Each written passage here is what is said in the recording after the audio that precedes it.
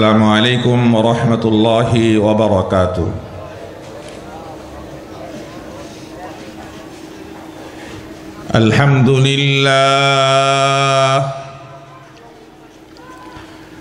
الحمد لله وكفى وسلام على عباده الذين اصطفى أما بعد فأعوذ بالله من الشيطان الرجيم.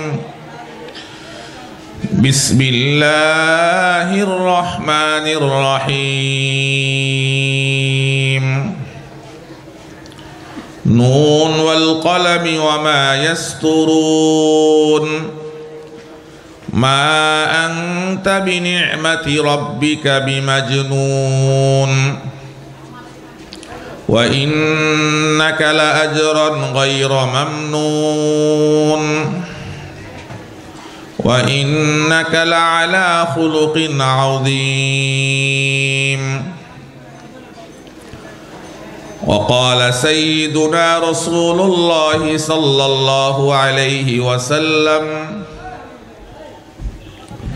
خيركم من تعلم القرآن وعلمه، أو كما قال عليه الصلاة والسلام. قالوا سبحانك لا علم لنا إلا ما علمتنا إنك أنت العليم الحكيم. رب اشرح لي صدري ويسر لي أمري واحلل عقدة من لساني يفقه قولي. آمنت بالله صدق الله العظيم وصدق رسوله النبي الكريم ونحن على ذلك لمن الشاهدين والشاكرين والحمد لله رب العالمين. সকলে একবার মহব্বতের সাথে দুরুদ ইব্রাহিম পাঠ করি। সকলে পড়বো ইনশাআল্লাহ। সকলে পড়বো তো ইনশাআল্লাহ। আমার সঙ্গে পড়েন: আল্লাহুম্মা সাল্লি আলা মুহাম্মাদিন ওয়া আলা আলি মুহাম্মাদ كما صليت على إبراهيم وعلى آل إبراهيم إنك حميد مجيد. اللهم بارك على محمد وعلى آل محمد كما باركت على إبراهيم وعلى آل إبراهيم إنك حميد مجيد. মাদ্রাসাতুন নূর লালবাগের 17তম মাহফিল, বাচ্চাদের দস্তরবন্দি, পাগড়ি প্রদান। আজকের এই মাহফিলের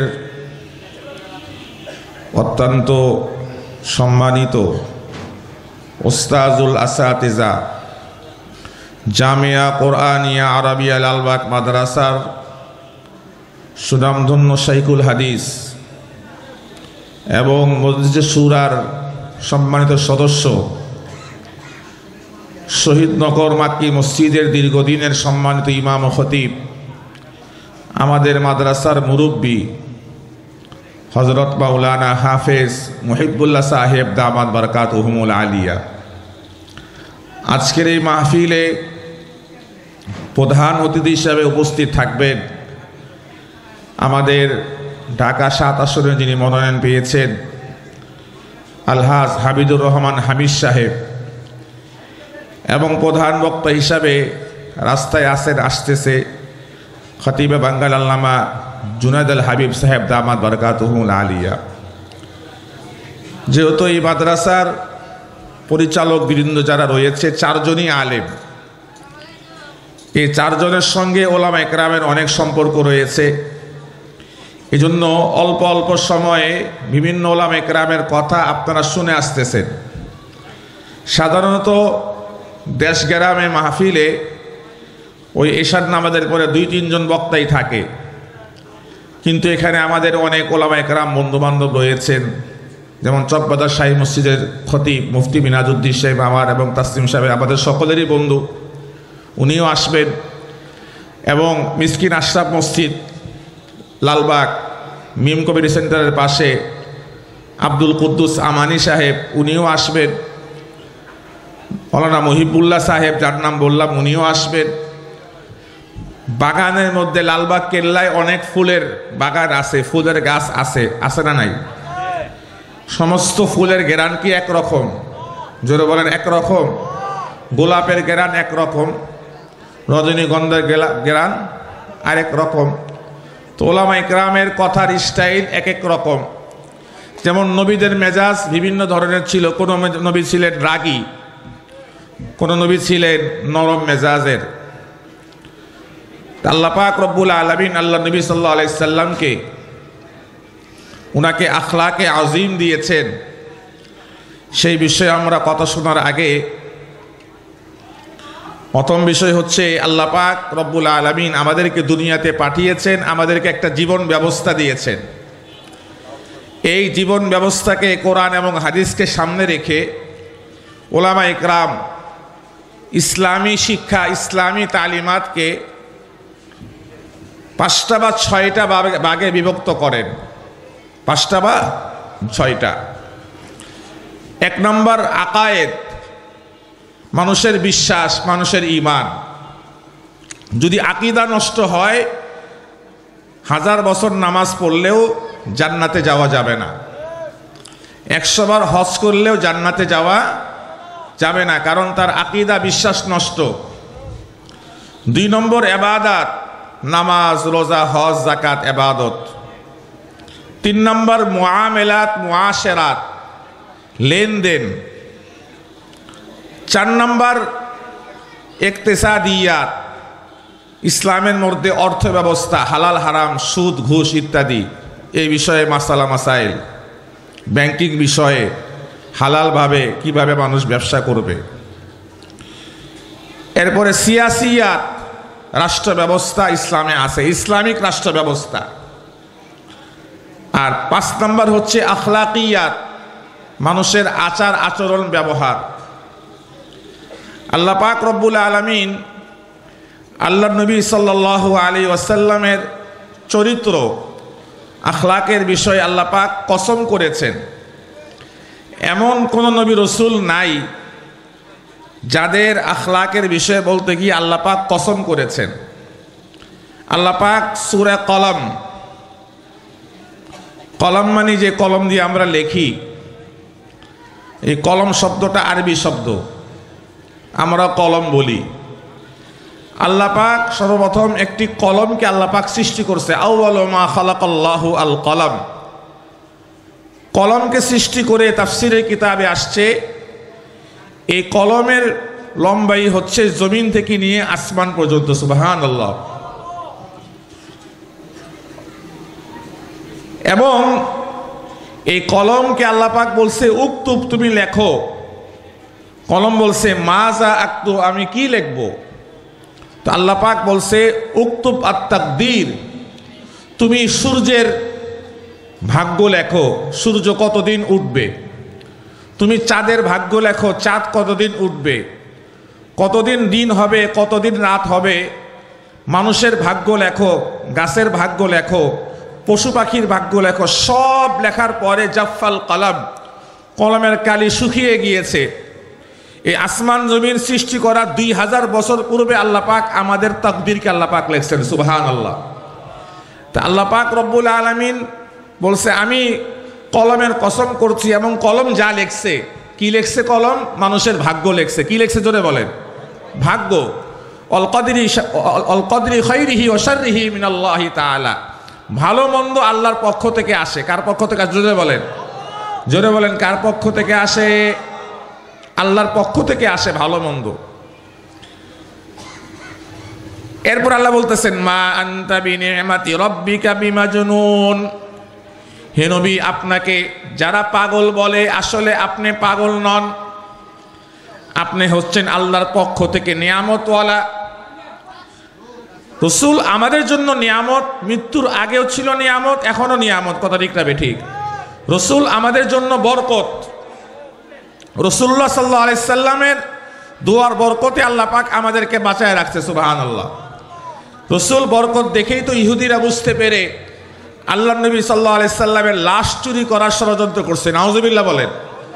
হুজুর আকরাম সাল্লাল্লাহু আলাইহি সাল্লাম নুরুদ্দিন জঙ্গিকে স্বপ্ন দেখাইছে। তৎকালীন যুগের উনি খলিফাতুল মুসলিমিন ছিলেন, বাদশাহ ছিলেন, যে কিছু মানুষ আমার লাশ চুরি করতে দূর থেকে সুরঙ্গ পথে আস্তে আস্তে রসুলুল্লাহর কবরের সামনে চলে আসছে।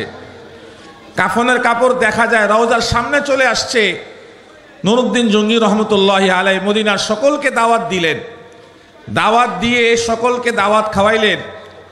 আল্লাহ নবী সাল্লাল্লাহু আলাইহি সাল্লাম নুরুদ্দিন জঙ্গি রহমতুল্লাহ আলাইহিকে ওই দুইজন ব্যক্তি যারা এই আস্তে আস্তে মাটি খুঁড়তে খুঁড়তে রসুলের কবরের সামনে চলে গেছে 2-3 মাইল দূরের থেকে, তাদের চেহারা আল্লাহ রসুল ওই নুরুদ্দিন জঙ্গিকে দেখাই দিয়েছিলেন, স্বপ্নে দেখাই দিয়েছেন।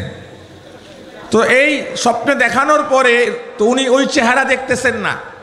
খবর নিলেন এই দাওয়াতে কে আসে নাই মদিনার। খবর নিয়ে দেখা গেল দুইজন আল্লাহওয়ালা, নিজেদেরকে আল্লাহওয়ালা দাবি করে, ওনারা আসে নাই। তো যখন ওনাদের কাছে উনি গেলেন, যায়া চেহারা দেখার সঙ্গে সঙ্গে বুঝতে পারলেন এই দুইজন ব্যক্তি যাদেরকে স্বপ্ন যুগে ওনাকে দেখানো হয়েছে তারাই। এখন প্রমাণ ছাড়া কাউকে ধরা যায় না, সম্ভব নয়। তো ওনারা যেই জায়নামাজে বসেছিল, ওই জায়নামাজ যখন উঠানো হয়েছে, জায়নামাজ ভিতর থেকে লম্বা একটা সুরঙ্গ রসুল্লাহ পর্যন্ত চলে গেছে। তাদেরকে অ্যারেস্ট করে রসুলুল্লাহর রওজার সামনে সীসা দিয়ে সীসাদালা প্রাচীরের নিয়ে চতুর্দিকে ঘেরাও করে দেওয়া হইলে যেন কখনো যেন কে লাশকে চুরি না করতে পারে। সুবহানাল্লাহ। মা আনতা বিনিআমাতি রাব্বিকা বিমাজনুন। রসুল আমাদের জন্য নিয়ামত। সুবহানাল্লাহ বলেন। আমরা রসুলুল্লাহর উম্মত হয়ে আমরা লাভবান হয়েছি, আলহামদুলিল্লাহ বলেন। আলহামদুলিল্লাহ যে আমরা রসুলুল্লাহর উম্মত। ওয়া ইন্না লাকা লাআজরান গায়রা মামনুন। হে নবী, আল্লাহ পাক আপনাকে এমন প্রতিদান দিবে শেষ হবে না। এরপর আল্লাহ পাক বলছে ওয়া ইন্নাকা লাআলা খুলুকিন আযীম। হে নবী, আপনি সর্ব উত্তম চরিত্রের অধিকারী। সুবহানাল্লাহ বলেন। আল্লাহ পাক যে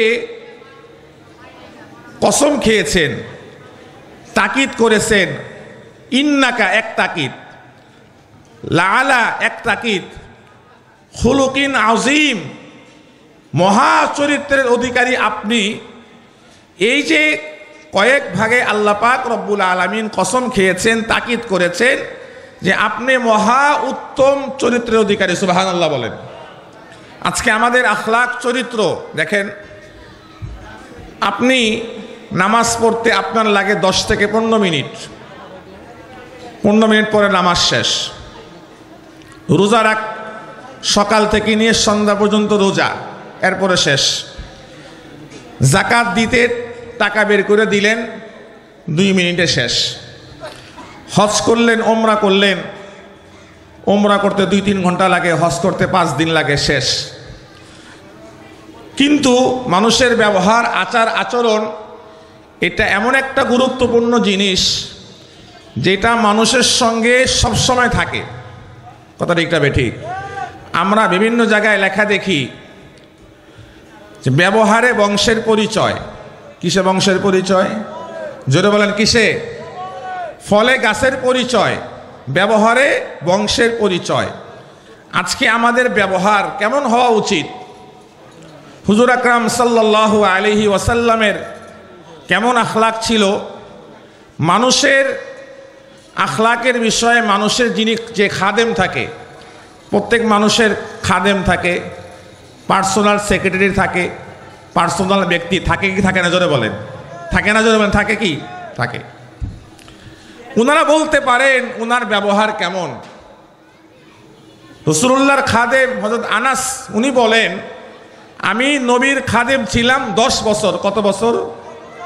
10 বছরে উনি রসুল আমাকে কখনো বলে নাই হে আনাস এটা কেন করলা আর এটা কেন করে নাই। সুবহানাল্লাহ বলবেন না? এত আসছে সুবহানাল্লাহ, আরো সুবহানাল্লাহ বলবেন না? সুবহানাল্লাহ। একবার সুবহানাল্লাহ বললে জান্নাতে এমন একটা গাছ হয়, গাছটা কত বড় হাদিসের মধ্যে আসে নাই, কিন্তু গাছের ছায়াটা এত বড়, এত বিস্তৃত যে 100 বছর যদি দ্রুতগামী ঘোড়া যদি চলে এই ছায়া শেষ হবে না। সুবহানাল্লাহ, একবার সুবহানাল্লাহ বললে বলেন সুবহানাল্লাহ, জোরে সুবহানাল্লাহ, আলহামদুলিল্লাহ, লা ইলাহা ইল্লাল্লাহ, আল্লাহু আকবার, জোরে আল্লাহু আকবার, জোরে বলি আল্লাহু আকবার। হুজুর আকরাম সাল্লাল্লাহু আলাইহি সাল্লামের চরিত্র কেমন ছিল? হাদিসের কিতাবের মধ্যে আসছে, হুজুর আকরাম সাল্লাল্লাহু আলাইহি ওয়াসাল্লাম একদিন মসজিদ নববীতে বসে আছেন। হঠাৎ করে একজন বেদুইন গ্রাম্য ব্যক্তি এসে মসজিদের মধ্যে পেশাব করা শুরু করছে। নাউজুবিল্লাহ। সাহাবায়ে কেরাম খেপে গেলেন। সাহাবায়ে কেরাম তাকে ধমক দিচ্ছে, আল্লাহ রাসূল তাকে ধমক দিও না, প্রস্রাব করতে দাও, কারণ প্রস্রাবের মাঝখানে আটকাইলে তার প্রস্রাবের মধ্যে ইনফেকশন হবে, সমস্যা হবে। প্রস্রাব তো করেই দিছে। সে প্রস্রাব করার পরে আল্লাহ রাসূল তাকে ডাকলেন, বললেন এটা মসজিদ আল্লাহর ঘর, মসজিদ আল্লাহর ঘর, এটাকে বানানো হয়েছে আল্লাহর ইবাদত করার জন্য, এটাকে পাক রাখা জরুরি, এখানে পেশাব করা যাবে না, তুমি ভুল করেছো।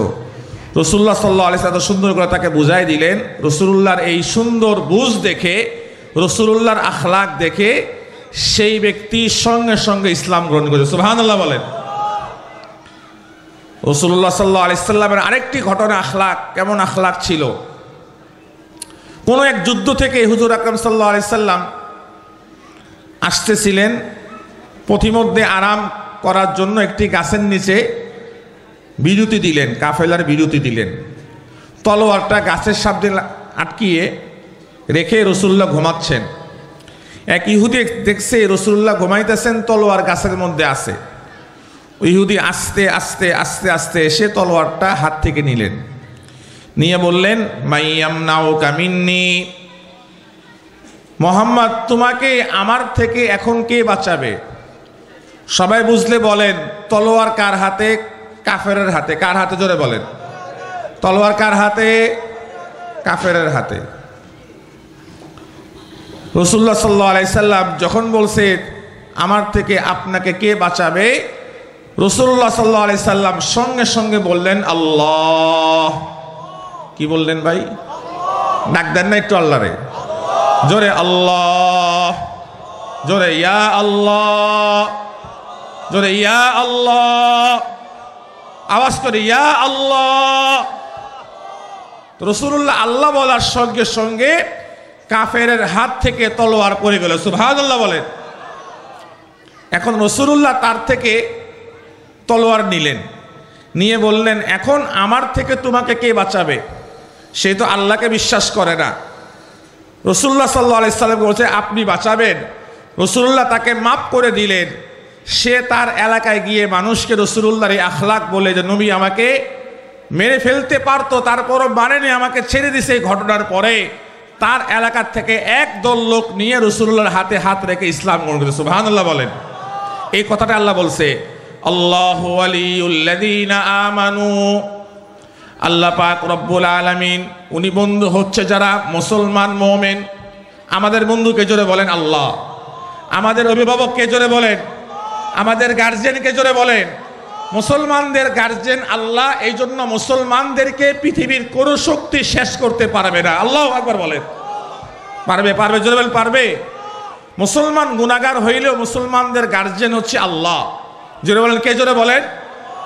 আর কাফের যদি আমেরিকা হয়, ভারত হয়, রাশিয়া হয়, যারাই হয়, আল্লাহ বলে যালিকা বিআন্নাল্লাহা মাওলাল্লাযীনা আমানু ওয়া আন্নাল কাফিরিনা লা মাওলা লাহুম। আল্লাহ পাক বলে আল্লাহ পাক হচ্ছে যারা মুমিন বান্দা, আল্লাহ পাক হচ্ছে তাদের ওলি, তাদের বন্ধু যারা ঈমানদার।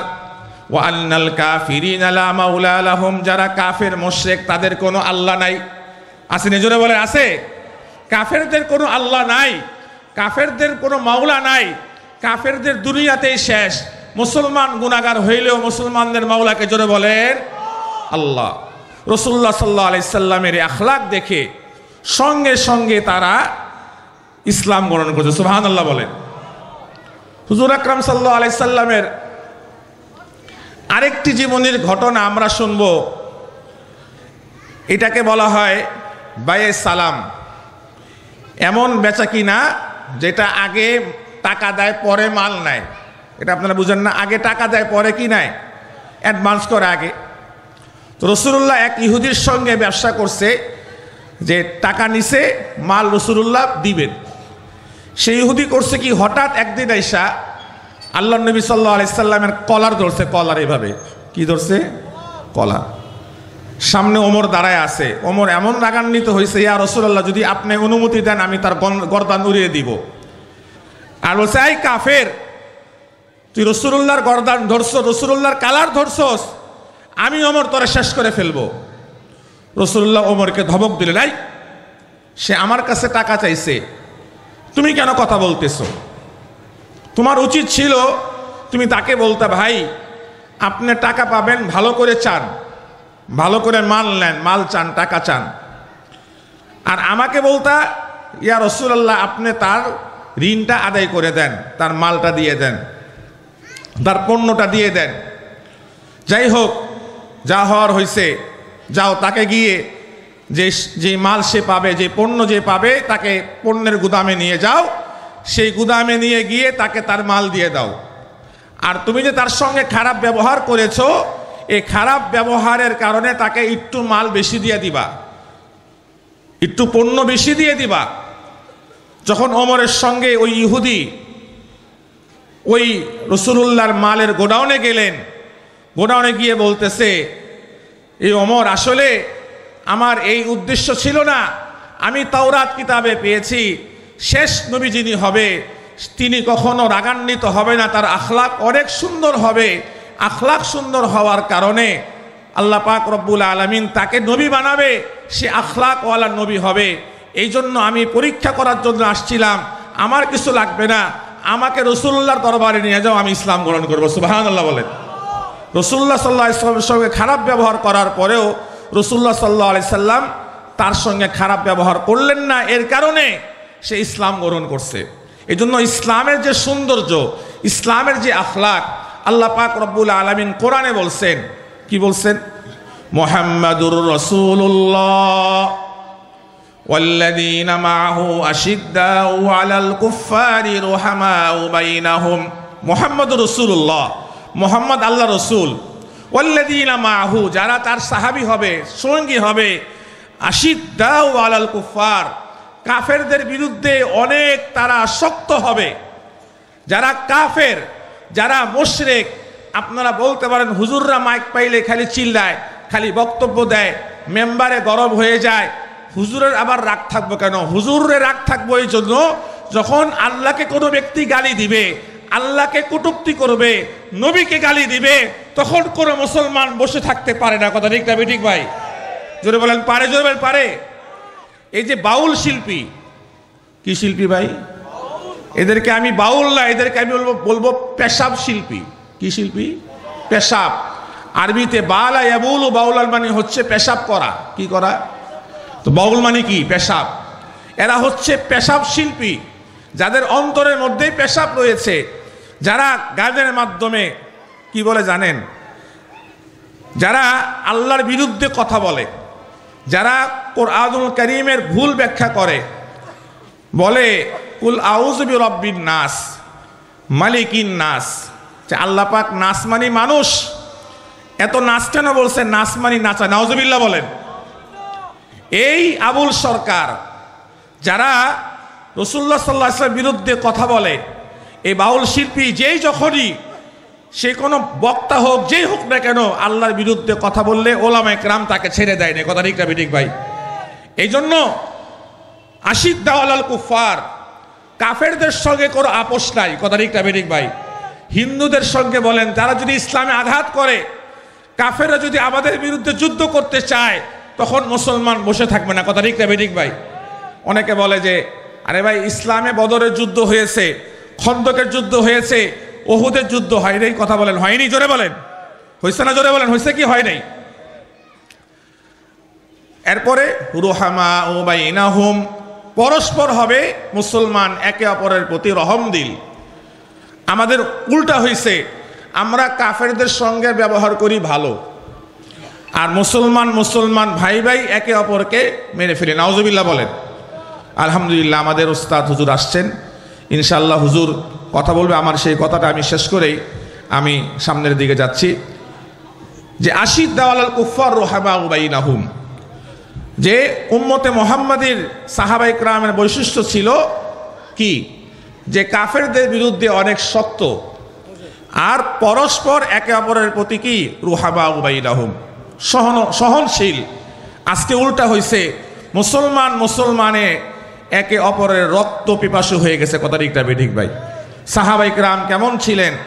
যখন মক্কা থেকে মদিনায় হিজরত করে সাহাবায়ে কেরাম গেলেন, মদিনার সাহাবায়ে কেরাম তাদের জন্য ঘরবাড়ি দিয়ে দিয়েছে, এমনকি তাদের জন্য খ্যাত খামার দিয়ে দিয়েছে।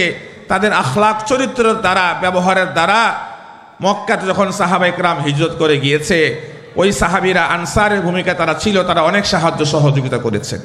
এই জন্য মুসলমানদের চরিত্র হবে পরস্পরের নরম দিল, রুহামা বাইনাহুম। সাহাবায়ে কেরামের আরেকটা চরিত্র ছিল, আল্লাহ পাক রব্বুল আলামিন কোরআনের মধ্যে বলে, তারাহুম রুকআন সুজদান ইয়াবতাগুনা ফাদলাম মিনাল্লাহি ওয়া রিদওয়ানা। হে নবী, আপনি তাদেরকে দেখবেন, তারা রুকু করবে, তারা সেজদা করবে, তারা নামাজ পড়বে, আল্লাহর জন্য দাঁড়ায় থাকবে।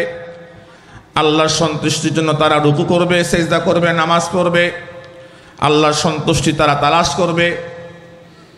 সীমাহুম ফি ওয়ুজুহিহিম মিন আসারিস সুজুদ, তারা অতিরিক্ত সিজদা করার কারণে তাদের মাথার মধ্যে, সেজদার জায়গার মধ্যে কালো দাগ হয়ে যাবে, চিহ্ন এসে যাবে। অতিরিক্ত সেজদা করার কারণে তাদের চেহারার মধ্যে নূর ভাসবে। সুবহানাল্লাহ বলেন। মিন আসারিস সুজুদ, সেজদার জায়গার মধ্যে অনেকে, এই আবুল সরকারের মতো লোকরা বলে যে গাইবী নামাজ। নাউজুবিল্লাহ বলেন। আচ্ছা, গাইবী নামাজ আসেনি? জোরে বলেন, গাইবী নামাজ আসেনি? রাসূলুল্লাহ বলছেন, সল্লু কামা রাআইতুমুনি উসাল্লি, তোমরা ঠিক সেভাবে নামাজ পড়বা যেভাবে আমাকে নামাজ পড়তে তোমরা দেখছো। সাহাবায়ে কেরাম রাসূলকে নামাজ পড়তে দেখছেন, সরাসরি জাহিরি ভাবে, প্রকাশ্যে দেখছে, গাইবী ভাবে দেখে নাই। রাসূলুল্লাহ সাল্লাল্লাহু আলাইহি সাল্লামকে ওযু করতে দেখছে, হজ করতে দেখছে, সেজদা করতে দেখছে, যাকাত দিতে দেখছে। সাহাবায়ে কেরাম রাসূলুল্লাহকে দান করতে দেখছে, জিহাদ করতে দেখছে, কথা বলতে দেখছে, ঘর সংসার করতে দেখছে। সব সরাসরি। ইসলামের মধ্যে বাতিনি কোনো আমল নাই। কথা ঠিক না বেঠিক ভাই? নামাজ আবার গাইবী। সাহাবায়ে কেরাম নামাজ পড়তে পড়তে সাহাবায়ে কেরামের মাথার মধ্যে সেজদার দাগ পড়ে গেছে। যালিকা মাসালুহুম ফিত তাওরাতি ওয়া মাসালুহুম ফিল ইনজিল। আল্লাহ পাক রব্বুল আলামিন সাহাবায়ে কেরামের দৃষ্টান্ত আল্লাহ পাক তাওরাতের মধ্যে দিছে, ইনজিলের মধ্যে আল্লাহ পাক দিছেন। ইনজিলের মধ্যে, তাওরাতের মধ্যে সাহাবায়ে কেরামের নিদর্শন তারা দিয়েছেন। সুবহানাল্লাহ বলেন। কি নিদর্শন? এটা বইলে আমার বয়ান শেষ করব। আমিরুল মুমিনিন হযরত ওমরে ফারুক, উনার জমানায় মসজিদে আকসা বিজয় করতে যাবে, সঙ্গে ওনার খাদেমকে নিছে। উট একটা, উট কয়টা? সাওয়ারি যিনি চড়বে, সাওয়ার হবে ওনারা দুইজন, খাদেম আর আমিরুল মুমিনিন প্রধানমন্ত্রী। তো দুইজনে মিলে আলোচনা করছে, কিছু দূর তুমি উটের মধ্যে উঠবা, আমি নিচে হাঁটবো, আবার কিছু দূর আমি নিচে তুমি উপরে, কিছু দূর আমিরুল মুমিনিন উঠে সাওয়ার হবে, চলবে, খাদেম নিচে থাকবে। আবার কিছুক্ষণ পর আমিরুল মুমিনিন নিচে আসবে, খাদেম উপরে থাকবে, উটের রশ্মি ওনার হাতে থাকবে।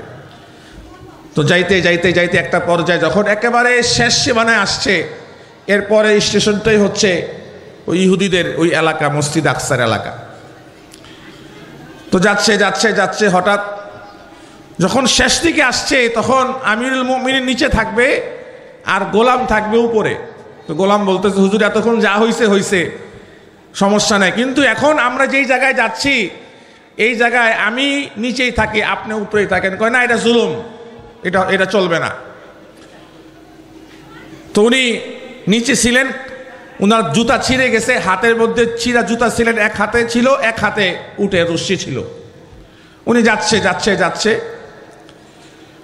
তখন ওই দূরের থেকে ওই ইহুদিরা দেখছে যে আসতেছে আসতেছে তাওরাত কিতাবের তারা যুদ্ধ ছাড়াই হযরত আমিরুল মুমিনিনকে ওমর ফারুককে ডাইকা ওই মসজিদ আকসার চাবি দিছে আর তাদেরকে বিজয় করে দিয়েছে। সুবহানাল্লাহ বলেন। জিজ্ঞেস করছে কারণ কি? আমরা তাওরাত কিতাবে পেয়েছি যে ব্যক্তি এই মসজিদ আকসা বিজয় করতে আসবে তার গায়ে যে জামা, এই জামার মধ্যে 17টা জোড়াতালি থাকবে। কয়টা? জোরে বলেন কয়টা? 17টা জোড়াতালি থাকবে। তার গোলাম থাকবে উঠে, সে থাকবে নিচে, তার হাতে একটা ছিঁড়া জুতা থাকবে। এটা আমরা তাওরাত কিতাবে পেয়েছি আর হুবহু মিলে গেছে।